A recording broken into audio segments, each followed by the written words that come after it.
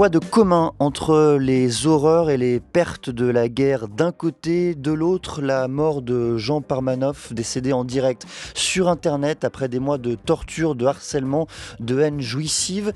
Ce qu'il y a de commun, entre autres peut-être, c'est la cruauté, l'inhumanité, l'incapacité d'être humain à être touché par la souffrance de l'autre, d'un semblable. Alors question ce soir, peut-on perdre notre humanité? Peut-on perdre ce qui nous caractérise, ce qui nous fait et nous constitue?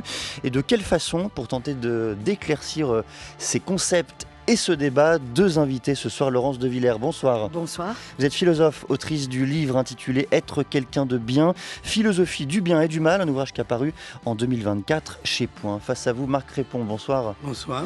Vous êtes philosophe, professeur attaché à l'École normale supérieure. Vous avez publié en mai dernier Le spectre du nationalisme chez Odile Jacob et chez ce même éditeur l'an dernier 7 leçons sur la violence. Merci à vous deux d'être présents ce soir dans Question du soir.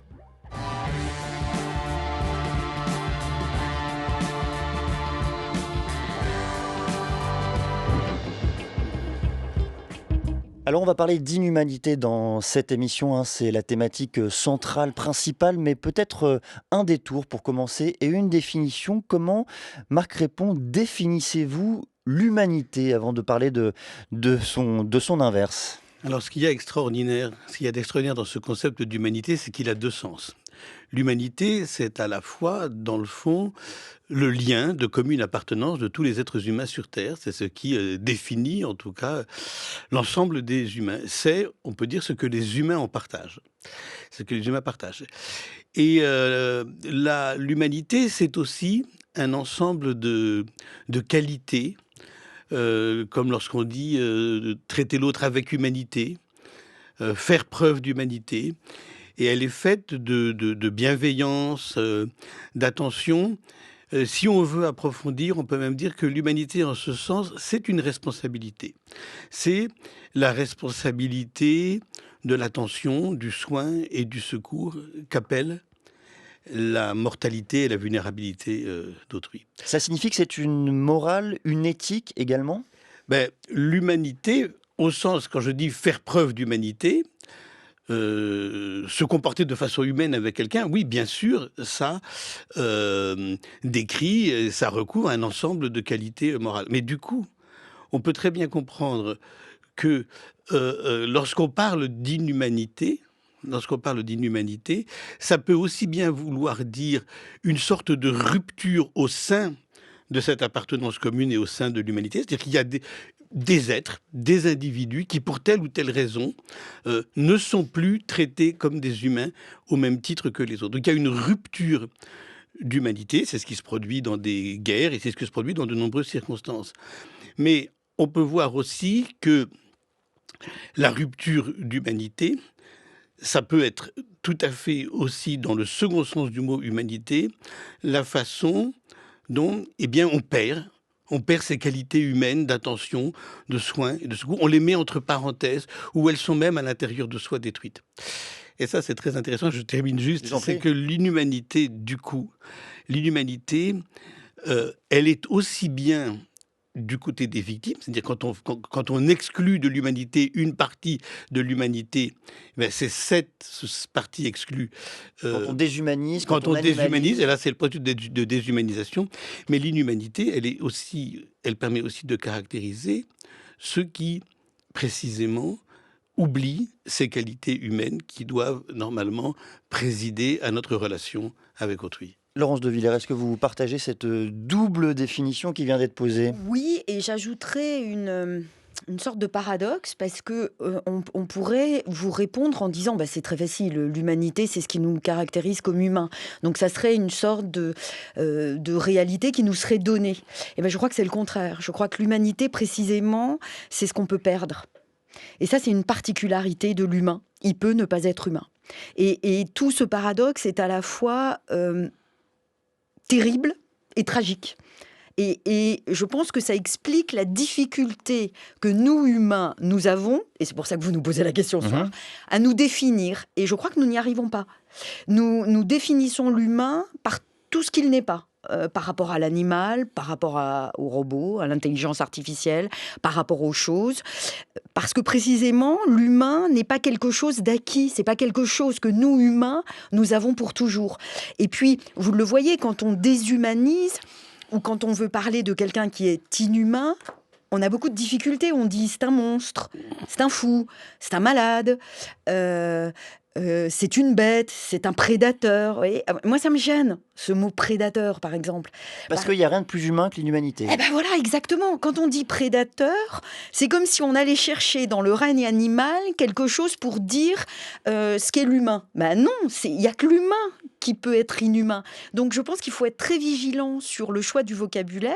C'est ni un fou, ni un malade, ni un monstre, encore que monstre, bon, mais ni un fou, ni un malade, ni un prédateur. C'est un humain qui est profondément humain dans le sens où il peut perdre son humanité. Si je tire le fil, Marc Répond, dans le fond, est-ce que cela ne signifie pas qu'il n'y a rien de plus humain que l'inhumanité ? Mais je pense que pour éviter le piège que vous avez tout à fait raison de souligner, des définitions de l'humanité, de l'inhumanité, de l'inhumain, je pense que la meilleure entrée, c'est de partir de la déshumanisation, en réalité. Et cette déshumanisation, elle est aussi bien du côté des victimes que du côté des bourreaux. Parce que dans le fond, des bourreaux, dans toutes les situations de violence extrême, de torture par exemple, le processus est toujours celui d'une déshumanisation de l'autre. Au sens où on l'exclut de l'humanité, où on lui fait perdre, où on fragilise tout ce qui définit en termes de facultés, d'aptitudes, l'être humain. Mais la déshumanisation, elle n'est pas seulement du côté des victimes, elle est aussi du côté des bourreaux qui, eux, ce faisant, perdent justement toutes ces qualités sur lesquelles on peut s'entendre pour dire qu'elles définissent quelque chose de commun entre les êtres humains. Donc autant c'est difficile, le concept d'inhumain est très très difficile parce qu'effectivement, comme vous le dites, ben, l'inhumain il est dans l'humain, voilà, il vient pas d'ailleurs. Mais autant donc c'est difficile de partir de l'inhumain, autant on peut décrire très précisément et comprendre très précisément en quoi consiste la déshumanisation, que ce soit celle des victimes ou que ce soit celle des tortionnaires, des bourreaux, des exécuteurs, etc. Au sujet de la torture, je voudrais vous faire entendre la voix de l'ex-otage libéré en avril 2014 après 10 mois de captivité en Syrie, le journaliste Nicolas Hénin qui décrit justement les tortures multiples qu'il a subies. La principale des violences, c'était même pas les tortures que j'ai subies. La principale des violences, c'était le seul fait d'être maintenu avec donc 2 douzaines d'autres otages au sein de ce groupe, derrière une porte fermée, sans avoir plus aucun contrôle sur ma vie, sans avoir aucune idée de quand est-ce que ça va se finir et surtout comment ça va se finir. Est-ce que je vais survivre ? Et on a vu par la suite que un petit tiers de notre groupe a été assassiné. C'est pas vrai. On se dit en écoutant Nicolas Hénin, vous avez parlé pendant, c'est pas grave, on se dit que dans le fond, la pire des tortures, la pire surtout des déshumanisations, c'est de voir sa liberté annihilée. Totalement. Enfin, ce témoignage de Nicolas Hénin, il est indépassable. C'est en fait ce qui déshumanise, c'est quand on est. Je vais dire ce qu'on dit d'habitude. On dit on est réduit à une chose, mais c'est pas vrai. C'est pire qu'une chose, parce que la chose, elle a encore une utilité, on la prend en main, on la manie. En fait, on compte pour rien. Et qu'est-ce qui fait qu'on compte pour rien ? Vous avez donné la réponse. C'est qu'on n'est plus considéré comme un être libre. Mais ça commence par la liberté de mouvement, la marge de manœuvre. On est asservi à la loi d'un autre. Et ça peut commencer de manière non spectaculaire. Ça peut être quelqu'un dans le milieu du travail qui va vous hurler dessus. Ça, c'est un asservissement. Vous perdez votre autonomie. Parce qu'en fait, c'est comme si vous étiez plaqué à terre. Donc, quand on vous empêche totalement d'être... C'est un terme que les philosophes en morale ont mis en avant très, très vite. Dès que vous perdez votre autonomie. C'est quoi l'autonomie ? C'est pas juste pouvoir marcher, manger tout seul, etc. L'autonomie, c'est le fait que je ne suis sous aucune autre autorité que la mienne. Et en fait... encore une fois, de manière modeste, anodine, à bas bruit, ça commence quand vous êtes moins qu'une chose, quand vous comptez pour rien. Donc, vous n'avez plus ni bras, ni jambes. Du coup, vous n'avez plus de vie. Plus de liberté, c'est plus de vie. On se dit aussi, Marc Répond, en écoutant Nicolas Hénin, vous qui avez travaillé sur la torture, que dans le fond, la torture, c'est la rencontre entre deux humains inhumain. Le premier l'est par construction, le second a été déshumanisé par le premier. C'est ça le processus de la déshumanisation, c'est que l'inhumain est au debout de la chaîne, c'est-à-dire que la déshumanisation, elle est un processus qui consiste à priver l'autre justement de tout ce qui définit son humanité. Donc la définition de l'humanité, c'est des facultés intellectuelles, c'est des facultés aussi physiques, c'est le fait de pouvoir se nourrir, de pouvoir bouger, de pouvoir se mouvoir, de pouvoir parler, respirer, etc. Donc c'est tout ça qui est un processus de déshumanisation, mais ce faisant, c'est aussi la déshumanisation du bourreau lui-même qui dans le fond, perd ce qui, quand même, pour moi, est absolument essentiel, perd le sens de la responsabilité de l'autre qui lie les humains les uns à l'égard des autres. Et pour le témoignage qu'on vient d'entendre, en fait, ça a un nom très précis. Ce qu'il décrit, c'est ce qu'on appelle la torture blanche. La torture blanche, c'est une torture sur laquelle il n'y a pas de sévices corporels immédiats, mais il y a effectivement l'enfermement, l'isolement, la privation de nouvelles. Tous les témoignages qu'on a de Syrie disent que, dans le fond, quand vous aviez quelqu'un de votre famille ou un proche qui disparaissait dans les geôles syriennes, eh bien, la torture, c'était aussi de ne pas pouvoir faire savoir à vos proches que vous étiez vivant. Laurence de Villers. C'est la perte de toute relation, en fait. Quand je disais, et ça rejoint... Ça rejoint la première définition, c'est aussi le lien coupé avec le reste de l'humanité. Lien coupé avec tout, mais même, en fait, vous êtes privé de vous-même. En fait, c'est un lien coupé avec soi-même, parce que comme vous n'avez plus de monde, vous ne pouvez plus interagir, donc vous n'habitez plus le monde, vous n'apportez plus rien au monde, puisqu'on considère que vous n'êtes plus rien, que vous ne comptez pas. Mais en fait, cette perte de relations possibles, ça fait que vous ne vous appartenez plus à vous-même. Donc c'est ça la destruction totale de l'humain, c'est quand en fait, il n'y a plus aucun lien possible, les portes, les fenêtres sont fermées. Vous êtes pire qu'apatride en réalité. Vous n'habitez nulle part. Une réaction, Marc Répond. C'est-à-dire que si on veut bien admettre que pour définir la violence, qu'elle soit extrême ou pas, il y a deux critères qui sont d'abord la rupture de la confiance minimale qui est nécessaire à tous les liens qui nous lient aux autres, et que d'autre part, il y a la réification, c'est-à-dire la réduction à l'état de choses, d'objets.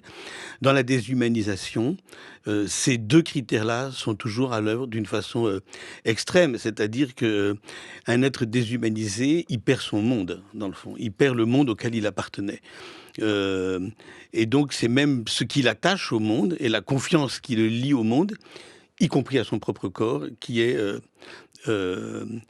fragilisé. Et puis, ce faisant, étant déshumanisé, il est réduit à l'état d'objet sur lequel s'applique une force brute. Il n'existe plus que comme l'objet sur lequel s'applique cette force qui réduit toutes ses capacités, toutes ses facultés, qui définissent quand même de la façon la plus minimale qui soit l'humanité. Je voudrais que l'on forme un instant un pont avec l'actualité, et notamment ce qui est en train de se passer présentement à Gaza. Toutes les études, tous les reportages relatent bien le fait que beaucoup de responsables israéliens déshumanisent, animalisent la population qui vit aujourd'hui à Gaza.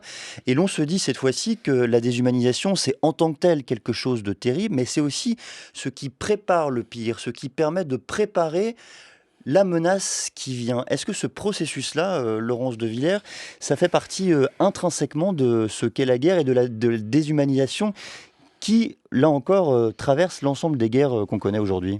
C'est une difficile question. Je regarde Marc Répond en disant il va m'aider. Oui, je peux vous aider, mais allez-y. La guerre ne devrait pas être ça. C'est-à-dire que vous dites cette déshumanisation, c'est la guerre. En réalité, la guerre, c'est ce qui existe aussi en Ukraine, par ailleurs. Hein. C'est ce que la Russie, Vladimir Poutine, fait avec les Ukrainiens également. Normalement, la guerre, elle est régie par des lois. Il y a un droit de la guerre. Donc la guerre ne peut pas être n'importe quoi du massacre. par exemple. Ça ne peut pas être le sans limite. En fait, dès que la guerre a existé, on a essayé de lui donner des limites. Donc là, en réalité, on est en train de parler d'autre chose que de la guerre. La cruauté dans la guerre ou la guerre devenue massacre. C'est pour ça d'ailleurs qu'on a des catégories pour le dire. Je ne dis pas qu'elles s'appliquent à ce dont on est en train de parler, mais on a des catégories pour dire quand la guerre n'est plus la guerre, mais pire que cela, le crime contre l'humanité, génocide, massacre. Donc ça, c'est déjà une première chose. C'est que normalement, la guerre devrait mener à la paix d'une certaine façon, puisqu'elle est déjà elle-même régie par le droit.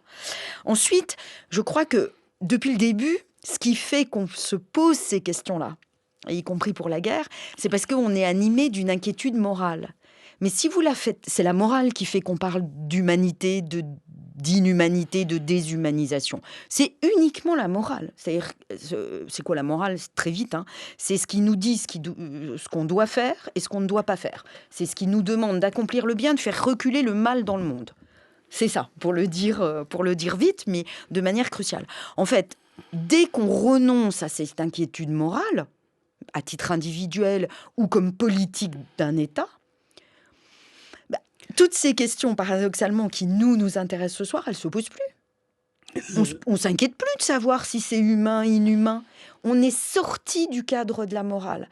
Alors, je pense que Gaza n'est pas comparable, enfin, la guerre entre qu'Israël est en train de mener et l'Ukraine, je crois que c'est pas comparable. Ah, je parle simplement des mots qui étaient employés, voilà, de la façon dont un pouvoir caractérise l'ennemi. Mais le pouvoir, quand il cherche à caractériser, je pense à l'Ukraine par exemple, ce qui va servir à la violence et à l'injustice, c'est le mensonge. Qu'est-ce que c'est? Ce à quoi on assiste, c'est le mal à quoi on ajoute en plus le mensonge. C'est-à-dire qu'en fait, l'Ukraine appartient à la Russie, la paix, elle doit être... L'Ukraine est tenue par des nazis. Exactement, donc c'est une œuvre de dénazification, etc. Donc il y a mensonge et violence. Et encore une fois, ça n'est possible que quand il y a une abdication morale.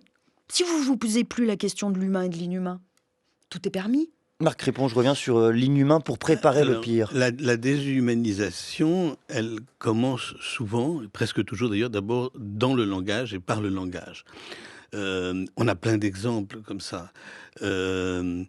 Le génocide rwandais, ça a commencé par la radio d'Émile Colline qui, à longueur de journée, diffusait des messages dans lesquels les Tutsis étaient traités de cafards. Il y a un très beau texte de Scholastique Mukasonga qui s'appelle Inyenzi ou les cafards, qui décrit ça magnifiquement. Et on sait, comme ça, il y a un certain nombre d'espèces animales, les rats, les cafards, les cloportes, etc., qui sont toujours invoqués pour développer quoi ? Pour développer une culture de l'ennemi qui consiste d'abord à le représenter comme une menace. Parce que ces animaux, c'est toujours des animaux nuisibles. Donc, dans le fond, des espèces invasives à chaque fois. Donc, voilà. Donc, et ce sont des espèces invasives, exactement.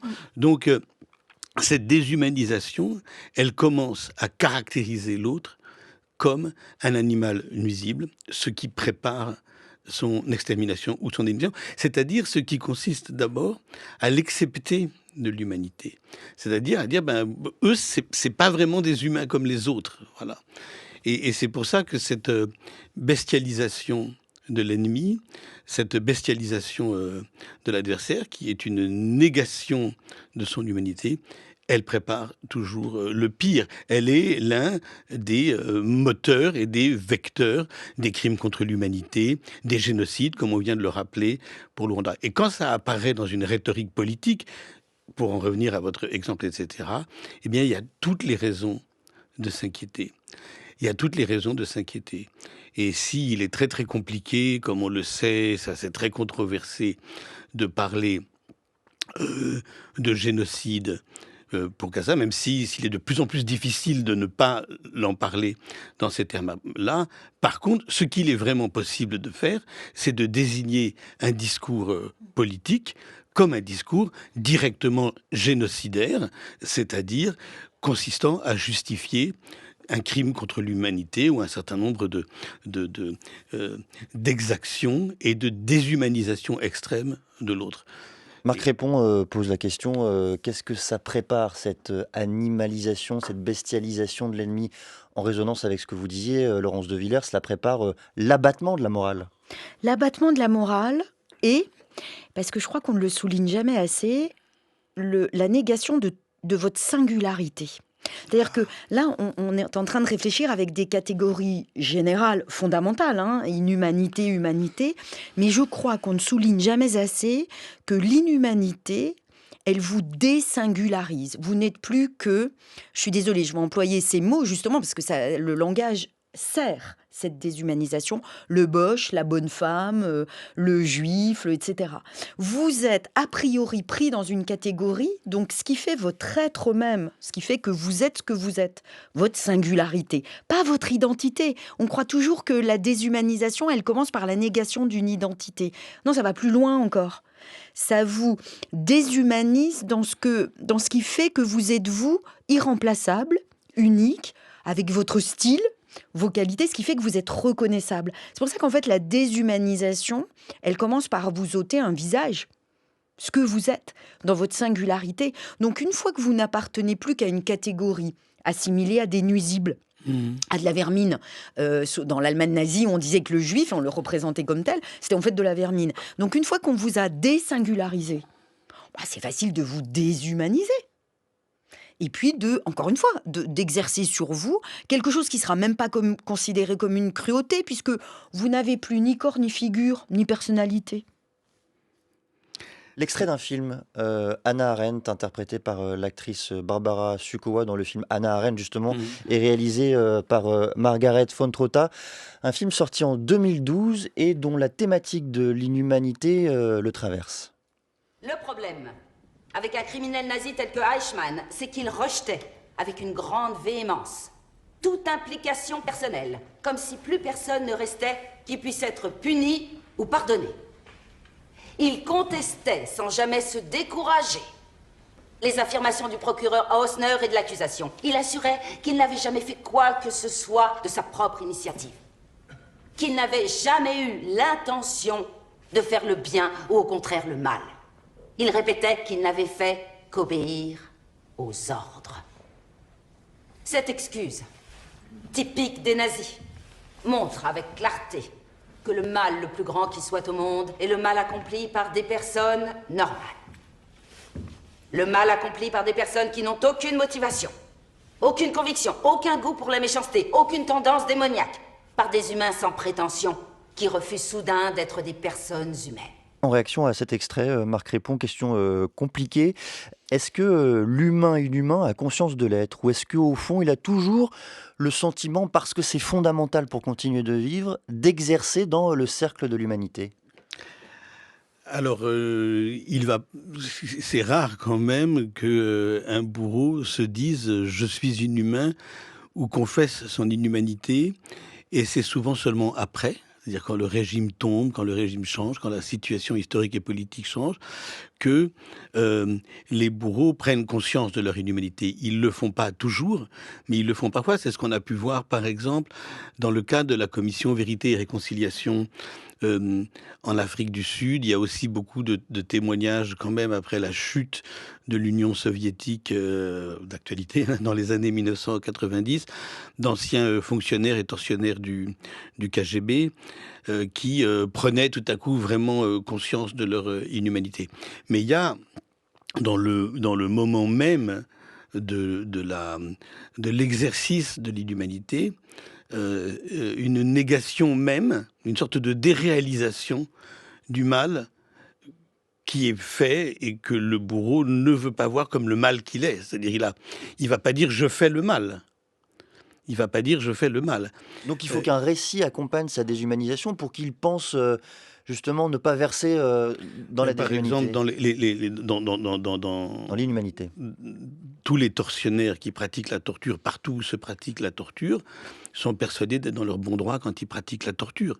C'est seulement beaucoup plus tard que parfois, tout à coup, ils prennent conscience de ce qu'ils ont fait. Donc le processus de déshumanisation se fait presque à leur insu, c'est-à-dire ils ne savent pas, ce faisant, ce qu'ils sont en train de détruire d'eux-mêmes et de ce qui les rattache à l'ensemble de l'humanité. C'est les récits qu'on a de la guerre d'Algérie, c'est les récits qu'on a encore une fois de tous ces fonctionnaires de la terreur qui ne se rendent compte de ce qu'ils ont fait qu'après coup. C'est peut-être vrai, mais terrible ce que dit Marc Répond. Cela se fait à leur insu, Laurence de Villers. Là, je continue à réfléchir à cette question. Je vais pas vous dire que je suis arrivée à quelque chose, mais Je vous vois hésitante tout de bah même. oui, j'hésite parce que en réalité, je me demande si l'on n'est pas toujours conscient du mal que l'on fait. Et on se trouve des justifications. Je crois qu'il y a même une forme de jubilation dans le mal que l'on fait. Et à mon sens, ça n'est possible que parce qu'il y a une fascination du pouvoir. Je crois que on exerce le mal en étant fasciné par le pouvoir qu'on a de l'exercer. Alors, ce pouvoir va jusqu'à dire, bon non, c'est pas le mal, c'est normal, je suis en train de faire. Mais je crois qu'on ne peut pas nier. Après, je vais ajouter une nuance, mais Non, mais je je vous en crois prie. qu'on ne peut pas nier qu'il y a une forme de jubilation, de plaisir à faire le mal, parce que ce faisant, on éprouve le plaisir à exercer un pouvoir. Pour moi, le mal est indissociable du pouvoir, et je vais encore plus loin, je crois que dans tout pouvoir, il y a abus de pouvoir. Et la nuance que j'apporterais, donc c'est pas à son insu, c'est parce que j'exerce le pouvoir et qui me fascine et qui me plaît. Et il y a une jouissance du mal. Ah, il y a une jouissance du pouvoir que j'exerce jusque dans le mal. Il y a même une jouissance particulière à se dire, le pouvoir que j'exerce, il me permet d'être au-delà du bien et du mal. Ça va vous paraître surprenant parce que c'est des choses qu'on fait apprendre à des enfants, on a tort, c'est le loup et l'agneau de la fable de La Fontaine. C'est en fait, le loup jubile déjà de tenir ce discours avec l'agneau qui sait qu'il va dévorer, parce que c'est le pouvoir qui le lui permet. La nuance que j'apporterai, Quentin, c'est que je ne voudrais pas, en soutenant cela, mais là maintenant, c'est ce que je soutiendrai. Après avoir vu l'injustice dans les yeux, je pense qu'il y a une jubilation du petit chef, du tyran. Mais j'ajoute comme nuance, il ne faut pas par là aller jusqu'à faire de celui qui commet le mal, qui est inhumain, commettant le mal, une sorte de sadique, soumis à une pathologie, une sorte de serial killer. Le serial killer a fait beaucoup de mal à la morale, parce qu'on se dit c'est tellement invraisemblable, extraordinaire, inhumain, que c'est pas moi. Non, le méchant, j'ai pas peur d'employer ce terme, il dort avec vous, il mange à votre table, il est dans la même entreprise que vous, et il parle avec vous.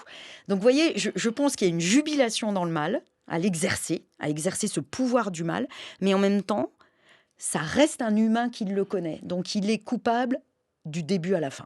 C'est le monstre ordinaire là que décrit Laurence Oui, de Villers. Marc Répond. je vous rejoins beaucoup sur l'idée que là, on est tout près de s'approcher d'une analyse de la cruauté, en fait. Donc il y a toujours de la jouissance, en tout cas. Comment vous définissez la cruauté? La cruauté, c'est la jouissance du mal qu'on fait à l'autre. C'est la jouissance de faire souffrir, que ce soit moral, que ce soit physique. C'est du sadisme? Oui. La psychologie, ça. Non, je pose la question. Oui, en tout cas, la cruauté, c'est d'abord une prise de possession de l'autre. C'est-à-dire, je te possède en tant que je te fais souffrir, autant que je te fais souffrir, et mon plaisir est de te faire souffrir. Donc bien sûr que cette dimension-là, elle est très forte, la jouissance, le plaisir de faire le mal. Mais ce que je crois quand même, et c'est peut-être l'un des phénomènes qui m'inquiète le plus aujourd'hui, c'est que dans le temps même où je tire plaisir du mal que je fais, le mal ne m'apparaît plus comme le mal qu'il est. C'est-à-dire que la jouissance du mal s'accompagne en même temps de la déréalisation du mal.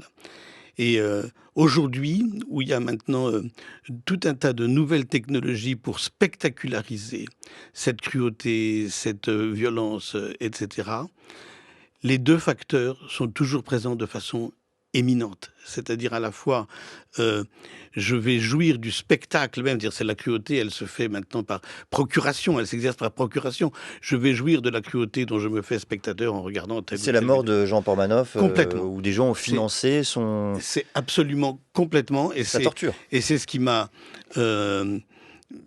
plus qu'indigné, c'est-à-dire mis très extrêmement mal à l'aise dans toute cette affaire-là, c'est cette double dimension. C'est la dimension à la fois de la jouissance que je retire de voir la cruauté par procuration, c'est-à-dire c'est pas moi qui l'exerce, mais j'en jouis de la voir exercée sur l'autre, et en même temps, du coup, ce processus connexe de déréalisation complet du mal que ces actes représentent en eux-mêmes.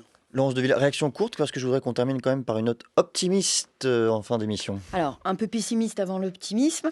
Je pense qu'on sait toujours le mal qu'on est en train de faire, et ça explique la gravité d'être complice. Parce qu'on n'y pense pas. Là, on a parlé de ceux qui commettent le mal et de ceux qui le subissent, mais il y a tous ceux qui, à mon sens, le permettent et permettent sa propagation. Ce sont les complices. Alors, on peut être complice par une lâcheté ordinaire. Ah, c'est pas mon problème. Ah, j'ai pas vu, j'ai pas entendu. Et c'est ça, à mon sens, qui fait que le mal est fondamentalement impuni. Il reste impuni. C'est-à-dire que on l'a pas tant déréalisé qu'on l'a permis. On s'est dit oui, mais tous les oui, mais qu'on accole au mal. Et donc, je pense que on est, encore une fois, toujours coupable du mal qu'on est en train de faire, parce qu'on en est conscient, même si on ne va pas jusqu'au plaisir, mais on peut aller jusqu'à la complicité. On laisse faire. Donc, on sait ce qu'on est en train de laisser faire. L'optimisme, donc, comment est-ce qu'on réhumanise justement face à ces vastes mouvements de déshumanisation qu'on a décrits? Sur quoi faut-il compter? Sur quoi peut-on compter? Marc répond pour commencer. Moi, je crois qu'il n'y a pas 36 voies. Je crois que la voie première, c'est celle de l'éducation. C'est celle de l'éducation parce que c'est l'éducation qui permet de désincorporer la violence. En réalité, la violence, nous l'incorporons de mille et une façons. Alors là, je vais vous sortir l'argument classique. Les nazis étaient très éduqués et pourtant, ça ne les a pas empêchés de commettre ce qu'ils ont commis. Mais c'est très compliqué, parce que les nazis... C'est la même chose pour la civilisation. La civilisation n'a pas adouci les mœurs tant qu'on l'espérait. Alors, peut-être que je ne parle pas de la même éducation. Peut-être qu'on ne parle pas d'éducation. Parce que dire que je ne crois qu'à l'éducation, encore faut-il savoir quels sont les leviers dont dispose l'éducation pour effectivement désincorporer la violence. Et moi, il y a une chose à laquelle je crois beaucoup, sur laquelle je travaille en ce moment, qui est compliquée à penser, c'est la nécessité absolue, dès le plus jeune âge, enfin à tous les étages, de développer une culture de l'empathie. C'est une culture de l'empathie, parce qu'une culture de l'empathie, précisément, elle permet de voir le mal qu'on fait. Elle permet de voir le mal qui est fait. Donc elle permet d'appeler le mal un mal. Et ça, c'est probablement cette culture qui nous manque. Et vous voyez que de ce point de vue-là, on est très très très loin de la conception que les nazis pouvaient se faire de l'éducation et qu'on se faisait de l'éducation dans les années 20, dans les années 30 en Allemagne, avant même que les nazis arrivent au pouvoir. Avant de nous donner votre remède, Laurence de Villers, une réaction sur l'éducation par l'empathie, pour l'empathie, ça vous inspire? Alors moi, j'aime pas le mot empathie. Parce que... mais Marc Répond va me comprendre. Je veux dire par là, vous aussi, mais je veux dire par là que Marc Répond va comprendre que c'est une fausse, non, que c'est une fausse critique. Je pense qu'il va comprendre que c'est une fausse critique, Quentin. C'est pourquoi j'aime pas le mot empathie, parce que le mot empathie participe, à mon sens, de l'effacement de la morale qu'on voit un peu partout. On n'utilise plus les mots de la morale ou de l'éthique, peu importe qu'on choisisse morale ou éthique. L'empathie, c'est ce que ressent tout mammifère quand il voit souffrir un autre mammifère. Donc ça ne demande pas d'être humain. Un animal ressent de l'empathie, les grands singes ressentent de l'empathie. Ça ne demande pas ce courage moral qui est de dénoncer le mal. C'est pour ça que j'aime pas le mot empathie. Je pense qu'il faut mettre les mots de la morale pour nous rendre humains.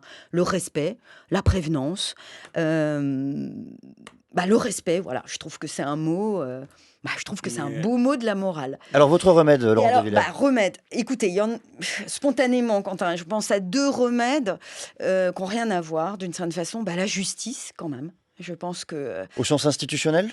Tout.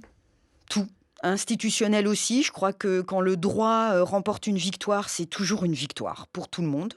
Je pense à la justice aussi quand on a la possibilité de faire la lumière sur l'injustice, donc de rendre public, d'éviter les zones de non-droit, d'éviter l'entre-soi, l'opacité. Donc oui, malgré tout, je dirais, je continue à croire à la justice, à l'espérer en tout cas. Et puis l'autre chose, c'est la beauté. Je pense que quand on est capable... La beauté. Ah oui. Ah ouais, je pense que quand on est... Alors, peut-être que votre argument tient encore et vous allez me le donner, mais je pense que quand on est capable véritablement de s'arrêter et de dire oh, c'est beau, un paysage, des paroles, un geste, parce que pour moi, ça, c'est la beauté aussi.